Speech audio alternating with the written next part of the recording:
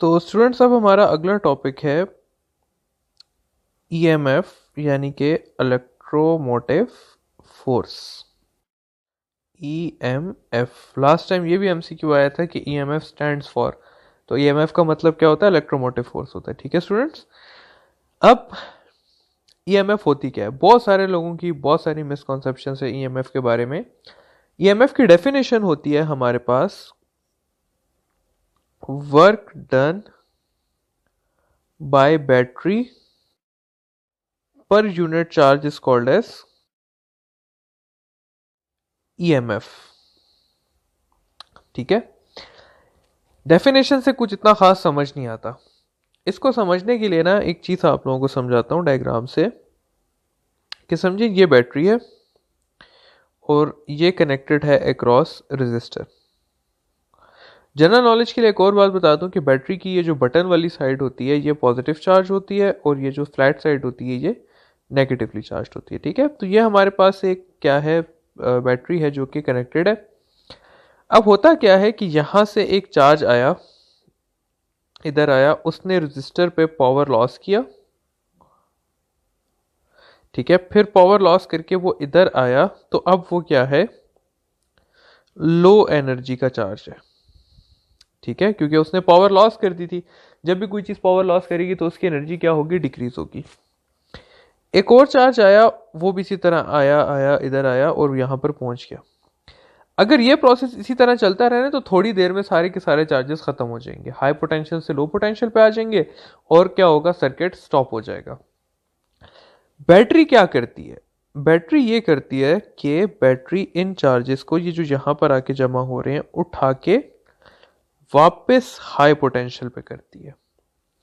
तो बैटरी क्या करती है, बैटरी इन चार्जेस को एनर्जी देती है, वर्क करती है और वर्क करके उन्हें अगेन हाई पोटेंशियल पे पहुंचाती है। यही तो काम होता है बैटरी का, कि बैटरी लो पोटेंशियल चार्जेस को हाई पोटेंशियल चार्जेस पे शिफ्ट करती है। तो ईएमएफ ऑफ अ बैटरी क्या होती है, work done per unit charge by battery. तो बैटरी जो वर्क कर रही है चार्जेस पे, वो क्या कहलाती है, ईएमएफ कहलाता है। ठीक है, ईएमएफ और पोटेंशियल तकरीबन सेम ही होते हैं। पोटेंशियल क्या है कि जो यहां से यहां तक चार्ज अपना वर्क कर रहा है वो क्या है, पोटेंशियल है। Work done by the charge is potential, work done by the battery is EMF. तो अभी इनके बीच में डिफरेंस भी पढ़ लेंगे। तो बहरहाल ईएमएफ क्या होता है, work done per unit charge होता है। ये जो है ये एक स्केलर क्वांटिटी है और इसका भी यूनिट क्या होता है, वोल्ट। वोल्ट होता है इसका यूनिट। ठीक है, अच्छा एक और चीज स्टूडेंट्स आप लोगों को समझाना चाहता हूं कि ईएमएफ है क्या चीज। देखिए, अगर ये एक बैटरी है और मैं इसके टर्मिनल के अक्रॉस डायरेक्ट एक वोल्ट मीटर लगा दूं, तो जो वोल्ट मीटर मैयर कर रहा होगा ना, वो क्या होगी, इसकी ईएमएफ होगी। एक और चीज बता देता हूं, ये एक पॉइंट हो गया ईएमएफ के बारे में। ईएमएफ के बारे में दूसरा पॉइंट ये है कि जो बैटरी पे मेंशन्ड पोटेंशियल होता है ना, जैसे कि ये जो आपके पास ट्रिपल ए बैटरी होती है, इसके ऊपर लिखा होता है 1.5 वोल्ट। ठीक है, कोई और बैटरी होती है उसके ऊपर लिखा होता है, जिस तरह यूपीएस की बैटरी होती है उसके ऊपर लिखा होता है 260 वोल्ट्स। ठीक है, तो ये जो मेंशन्ड होता है ना, ये होता है बैटरी का ईएमएफ होता है। ईएमएफ जरूरी नहीं है कि टर्मिनल पोटेंशियल के इक्वल हो, टर्मिनल पोटेंशियल अभी हम पढ़ेंगे। ठीक है, तो ईएमएफ बिल्कुल ये जरूरी नहीं है कि टर्मिनल पोटेंशियल के इक्वल हो। तो ये है हमारे पास ईएमएफ। अब हमने जो एक इंपॉर्टेंट टॉपिक पढ़ना है वो हमने पढ़ना है ईएमएफ वर्सेस टर्मिनल पोटेंशियल। इसको पढ़ने के लिए क्या करना है हमने, कि हम अगेन अपनी वही वाली डायग्राम कंसिडर करते हैं, लेकिन इस बार जरा सेंटर में। ये हमारे पास बैटरी है, ये हमारे पास रेजिस्टर है और ये क्या है, फॉर एग्जांपल 2 वोल्ट की बैटरी है। अब ये 2 वोल्ट क्या था, इस बैटरी का ईएमएफ था।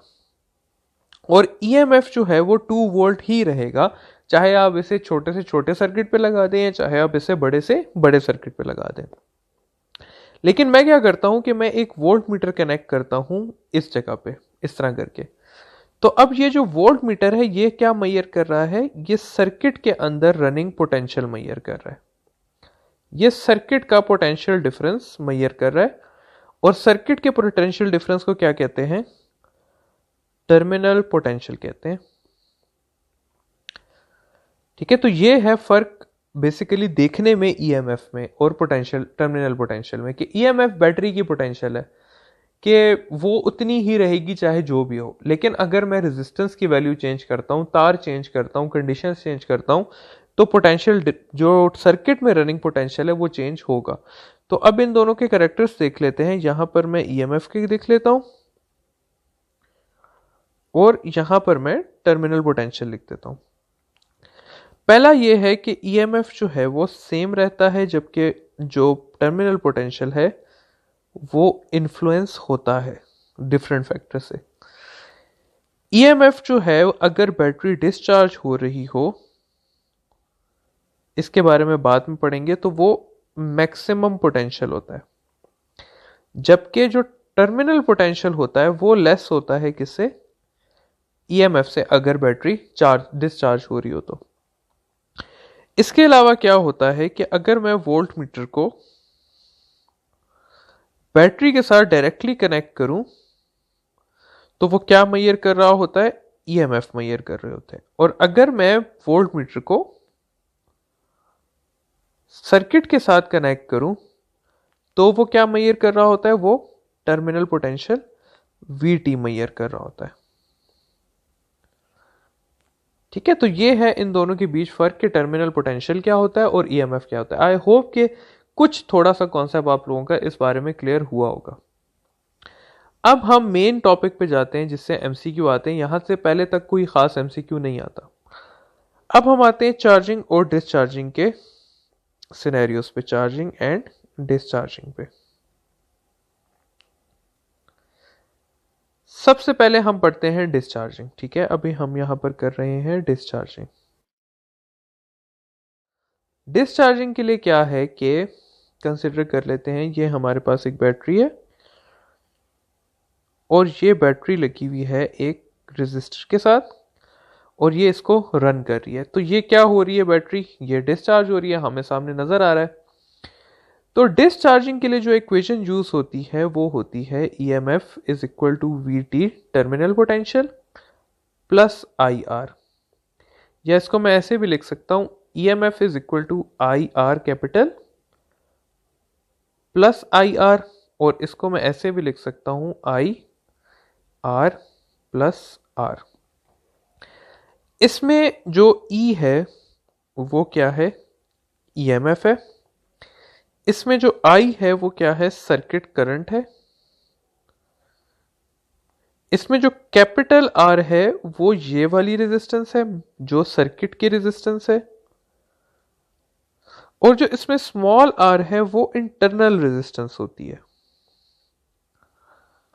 होता इस तरह से है स्टूडेंट्स कि ये जो बैटरी होती है इसके अपने अंदर भी थोड़ी सी रेजिस्टेंस होती है और उसका क्या नाम होता है, इंटरनल रेजिस्टेंस होता है, और उसे हम स्मॉल आर से शो करते हैं। वापस आते हैं अपनी इक्वेशन पे कि अगर हम इस इक्वेशन को देखें, किसी भी इक्वेशन को, तो हमें नजर आ रहा है कि हम वीटी में आई आर ऐड कर रहे हैं तो ईएमएफ बन रही है, यानी कि जो ईएमएफ है वो ग्रेटर है किससे, पोटेंशियल डिफरेंस से। ठीक है, तो डिस्चार्जिंग में क्या होता है कि ईएमएफ जो है वो ग्रेटर होती है टर्मिनल पोटेंशियल से, यानी कि बैटरी के साथ अगर वोल्ट मीटर लगाएंगे तो वो ज्यादा वैल्यू देगा और सर्किट के साथ लगाएंगे तो वो कम वैल्यू देगा। तो ये आ गई हमारे पास पहली चीज डिस्चार्जिंग से रिलेटेड। इन इक्वेशन से डायरेक्ट आपके पास जो है ना, ये जो तीन इक्वेशंस हैं, इनसे आपके पास डायरेक्ट मैथमेटिकल सवाल आ सकते हैं। फॉर एग्जांपल इस तरह का सवाल किया जा सकता है कि एक्सटर्नल रेजिस्टेंस जो है वो 2 ओहम है, इंटरनल रेजिस्टेंस जो है वो 1 ओहम है, आपके पास सर्किट करंट जो है वो 1 एम्पेयर है, तो आप ईएमएफ फाइंड करें। ये सवाल आ सकता है। आप ये वाली इक्वेशन यूज करेंगे तो आपके पास क्या आ जाएगा,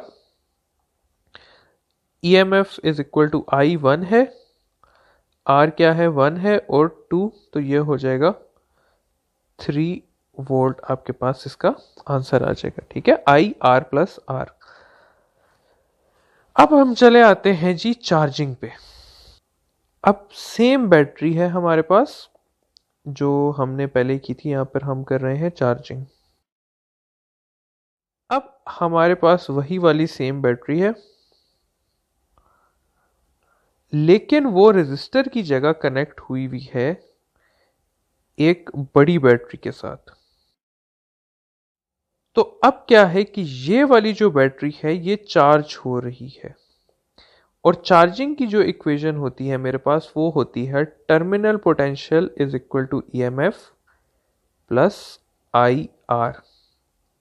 ठीक है, या I R is equal to E M F plus I R, या E M F is equal to I R minus are.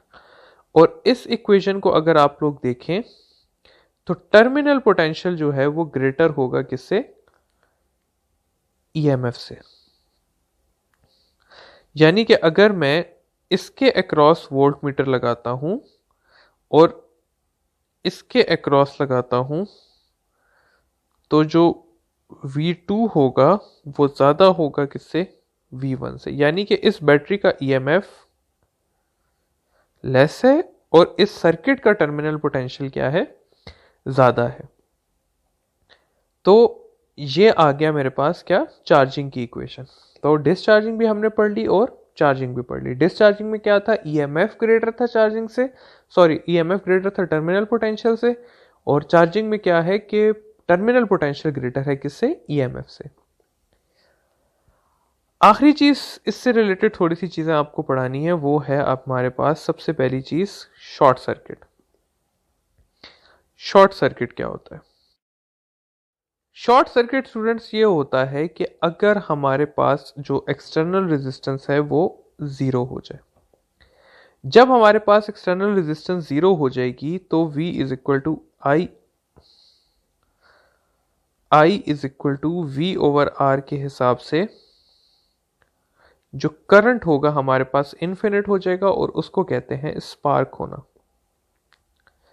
ये जो हमारे पास स्पार्क होता है ना, वो क्यों होता है? देखिए, ये आपके पास एक यूपीएस की बैटरी है, एक आपके पास इधर पॉजिटिव टर्मिनल पड़ा होता है, एक आपके पास नेगेटिव टर्मिनल पड़ा होता है, और इन दोनों के बीच में पूरे घर की जो है वो आपके पास रेजिस्टेंस होती है। ठीक है, यूपीएस जब एक उसको घर को रन कर रहा है तो आपके पास दो टर्मिनल्स के बीच में पूरे घर की रेजिस्टेंस है, यानी कि आर आपका बहुत ज़्यादा हाई है।